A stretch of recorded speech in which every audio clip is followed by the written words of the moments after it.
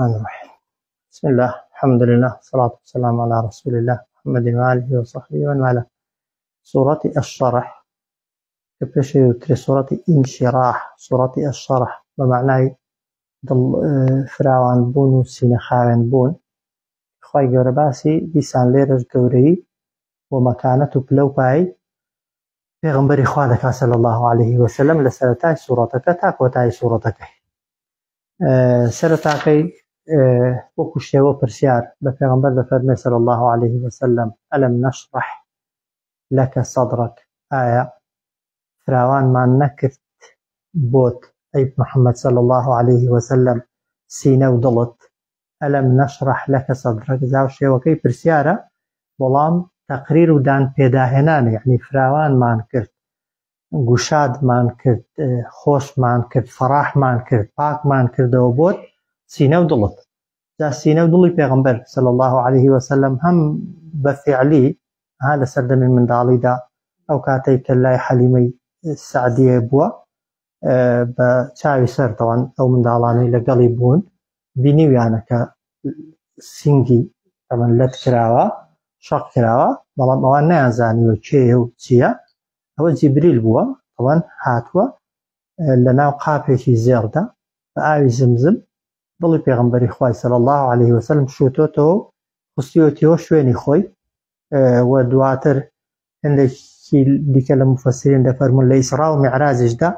جاري ديك خواي جورا ضلو سيني بيغمبري شوتوتو بو ضلو سيني شوتنوي سيني بيغمبري خواي صلى الله عليه وسلم له حسادته بغض ورق وقيني شتێکی دەرونی و نەفسی پارێزرا و خاوێن بۆتەوە و بەخۆی ناردنی پەیامیش بۆ پێغەمبەر صلی الله عليه وسلم و بەهۆی پێغەمبەرایەتیەکەش جارێکی دیکە خوای گەورە دڵ و سینگی پێغەمبەری صلی الله عليه وسلم خۆش کردووە. بۆیە بەو سوورەتەی دەوترێت سوورەتی هیچ سوورەتی شەڕح وەروە هەندێک پێی دەفەرمون ئەسبابی سەعادەت و بەختەوەری ئینسانەکان لە سوورەتەکەیدا باس کراون چونکە بەختەوەری ئینسان لەکوێ ڕادەست پێ دەکا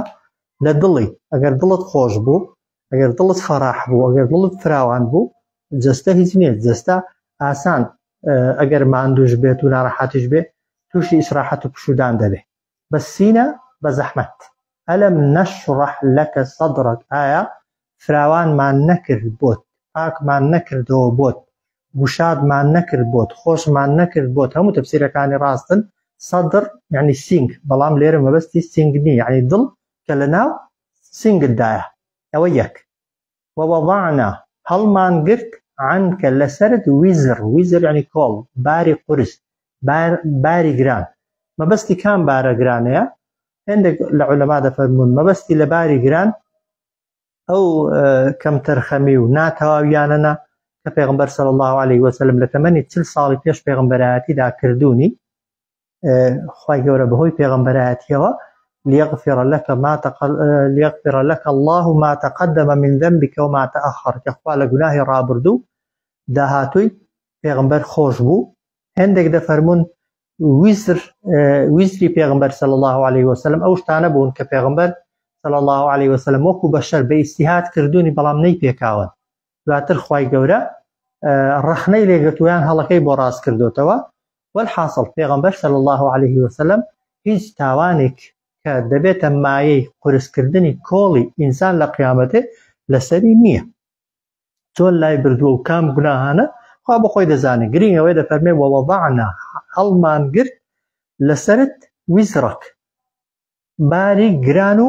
کۆڵی قورسی گوناه جا نیشانەی ئیمانداری ڕاستەقینە چییە ئەوەیە کە ئەگەر گوناهت کرد هر چەندە بچووکیش بێ بەلاتەوە قورس بێ ها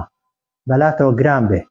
وەکو پێغەمبەر دەفەرمێ صلی الله عليه وسلم إن المؤمن يرى ذنوبه كالجبل يقع عليه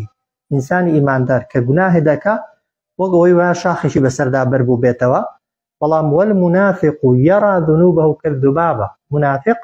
کاتێک کە گوناهەکانی دەبینێ وەک ئەوەی وایە مێشێک لەسەر لوتی هەڵنیشتێت ئاوا دەستێکی ڕادەوەشێنێت و دواتر هەر لەبیریشی نامێنێ جاوە پێوەرە ها ئینسان ئەگەر بیەوێ ئیمانی خۆی بکێشێ هەر تا ناڕەحەتتر ببی بە گوناه نیشانەی ئەوەی دڵت خاوێنترە دڵت پاکترە بەڵام دڵێک کە گوناهی تێدا بێ بۆ خۆی گوناهێکی دیکەشی بچێتە ناوێ هەر هەستی پێ ناکەی هەر باکیشت نییە هەر خەبەریشت نابێتەوە بۆیە خی گەورە وەکو چاکە لەگەڵ پێغەمبەر باسی دەکا دەفەرمێ وەوەضعنا هەڵمان گرت عنکە لەسەر ناڵە گوناهەکانت دەڵێ ویزرەک کۆڵە قورس و بارەگرانەکە لە کاتێکدا هەمومان دەزانین پێغەمبەر صلی الله عليه وسلم لە تەمەنی پێش پێغەمبەرایەتی گوناهی گەورەی نەکردووە شیرکی نەبووە کوفری نەبووە نیفاقی نەبووە دۆڕۆی نەبووە درۆی نەبووە خیانەت و ناپاکی نەبووە حەسادەت و بغزی نەبووە وەکو بەشەریش وەکو مرۆڤیش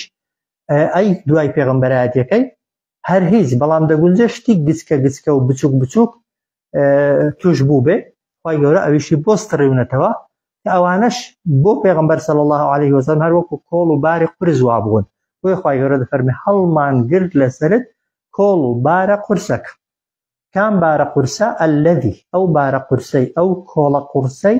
ئەنقەضە یعنی چەماند بوویەوە قورسی کرد بۆ ظەهرەکە پشت ئەنقەضە دەڵێن ئەوەیە کە بارێکی قورس دەخرێتە سەر شانت کەسەکە ناڵە ناڵی دێ لە بنیدا هێندە تووشی زەحمەتی دەبێت کە ئەویش پێغەمبەر هێندە بە کەمتەر خەمیەکانی و بە شتا ئەگەر هەستی کرد بێ ئەمریەکی خوای گەورەی کردووە خەفەتی خواردووە بۆیە دەفەرمێ ئەلەذی ئەو کۆڵ و بارە قورسەی ئەنقەضە چەماند بوویەوە قورسی کردبوونەوی کردبوو پشتت هەموویمان لەسەر لابرتی ئەوە یەک ئەوە دوو لە چاکە لە هۆکارەکانی بەختەوەری دڵ خاوێن بوون ئەوجار کەم گوناهکردن و ئەوجار دەفەرمێ وەڕەفەعنا لەکە ذیکرەک بەرزمان کردەوە بۆت ناوبان کرد وەڕەفەعنا بەرزمان کردەوە لەکە بۆت ذیکرەک ناوت دیسانیش ئینسان ئەگەر لەکن خۆت لەکن خۆشت ئەگەر بە چاکە باسکردن یان بە خراپە پێت خۆشترە بێگومان بە چاکە باسکردن ئەگەر ئاگار لێ نەبێ و خەڵک لێت ڕازی بێ خەڵک مەدحەتکە خەڵک ستایشتکە دەبێت کەسەکە چەندی دڵخۆش بێ بۆیە خی گەورە ناوی پێغەمبەری صلی الله عليه وسلم لەگەڵ ناوی خۆی یەکسان کردووە دەفەرمێت ئیذا ذەکەرت ذەکەرتە مەعی ئەگەر ناوی من هات ناوی تۆش دەهێنرێ لەگەڵم نوێژە دەکەی چۆن بڵێ ئەشهد ئەن لا إله إلا الله وأشهد أن محمد رسول الله بانگ دەدرێ بە هەمان شێوە ئەوەی دەبێتە موسڵمان بە هەمان شێوە ئەوەی خۆتبەی دەخوێنێتەوە چۆن شاهدی دێنێ بەخوا شاهدی بە پێغەمبەرایەتی پێغەمبەریش دێنێ بۆیە ئێستا دەڵێن لەسەر زەوی کە 24 ساعت طبعا شەو و ڕۆژە وایە ئەو 24 ساعتانە لە شوێنێکەوە بۆ شوێنێکی دیکە فەرقی هەیە دەڵێن ئەگەر سەرزەوی بە نمونە بێنی وەرگری بۆ جیاوازی کاتی بانگدانەکان وەرگری بۆ دەردەکەوێت کە هیچ چرکەیەک نییە لە یەک کاتیدا سەدان کەس ئەشهد ئەن محەممەد ڕەسوول الله بەدەنگی بەرز نەڵێ بۆیە هیچ چرکەیەک نییە لە ژیاندا بە سەدان بە هەزاران کەس ناوی پێغەمبەر نەهێنێ صلی الله عليه وسلم لەگەڵ ناوی خوادا ناوت لەگەڵ ناوی خوا بهێندرێ ناوت ئیمان بوون پێت یەکسان بێ بە ئیمان بوون بەخوا کافربوون پێی کافربوون بێ بەخوا ئیطاعەکردنی بەخسێکردنی خوای بێ سەرپێچیکردنی سەرپێچی خوای بێ گەورە یەکە بۆیە دەفەرمێ وەڕەفەعنا لەکە بەرزمان کردەوە بۆت ذیکرەک ناوبان کرد بۆیە فإن مع العسر يسرا بێگومان بە لەگەڵ هەموو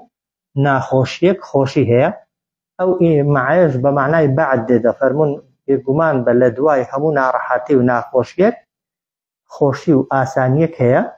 إن مع العسر يسرا بێگومان بن لەگەڵ هەموو ناخۆشیەک خۆشیەک هەیە داگەر دیقەتی دەینێ لە ڕووی عرابیەوە العسر ئەوانەی ناخۆشیدا ئەلفلامیان پێوەیە وایە ئەوانەی یوسرن ئەلفلامیان پێوە نییە ئەگەر کەسێک شارەزا بە لە زمانی عەرەبی ئەگەر دوو ناوی معریفە بە دوای یەکدا هاتن هەر یەک شتن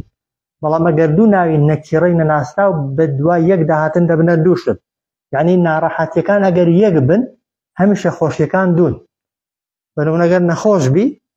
عادەتەن ئەگەر نەمرێ چاک دەبیەوە خۆشیەک وایە ئەی پاداشتەکەی قیامەتی مەسەلەن ڕۆژووی دەگری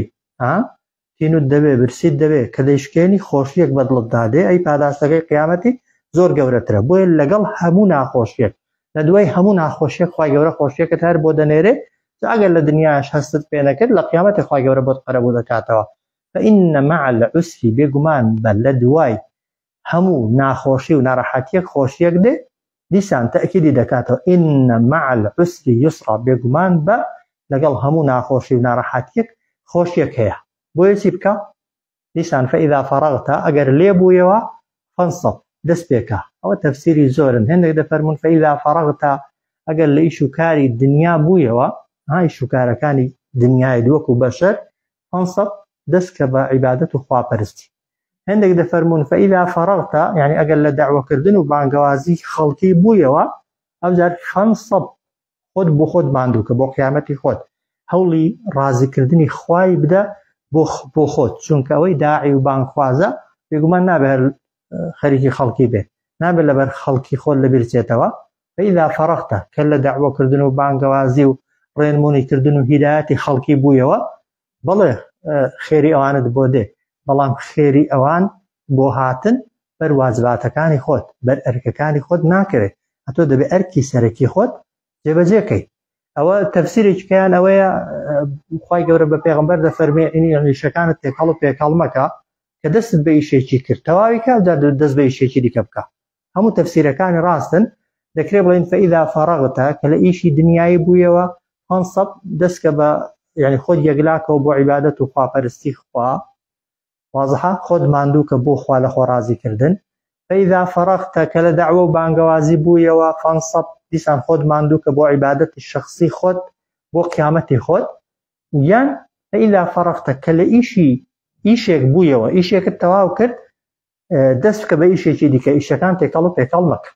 ئەوجار وإلى ربك و بۆ لای پەروەردگاریشت فەڕەب حەز و ئارەزوەکانت هەڵگرە ئەوەش تەفسیری زۆرن بەڵام دەقیقترینیان ئەوەیە یعنی حەزی ئینسانی لە دنیاە تەواو نابن و ئەگەر بتەوێت چاکەیەکیشکەی لەگەڵ کەسێکدا ئەگەر بۆ دنیا چاکەکەت بۆ کردبێ مەرج نییە کەسەکە وەفادار بێ لە بەرامبەرتدا کە چاکەی لەگەڵ نەکردیەوە ئەگەر بۆ دنیا کردبێتت خەفەتی لە دەخۆی ئەگەر بۆ قیامەتت کردبێ باکرد نییە چونکە بۆ قیامەتت کردو بۆیە وإلى ربك بۆ لای پەروەردگارت فەرغەب دەکرێت بڵێن بپاڕێەوە داواکاریەکانت بەرزکەوە و دەشکرێت بڵێن بۆ لای پەروەردگارت حەز و ئارەزوەکانی خۆت هەڵگرە حەز و ئارەزووی تەواو لە دنیادا بەدەست نایە حەزی حەز و ئارەزوو وەک دەڵێ مەبەستە و دەتەوێت هەڵیگرە بۆ ئەو کاتەی دەگەیەوە بەخوای گەورە صلی الله علیه وسلم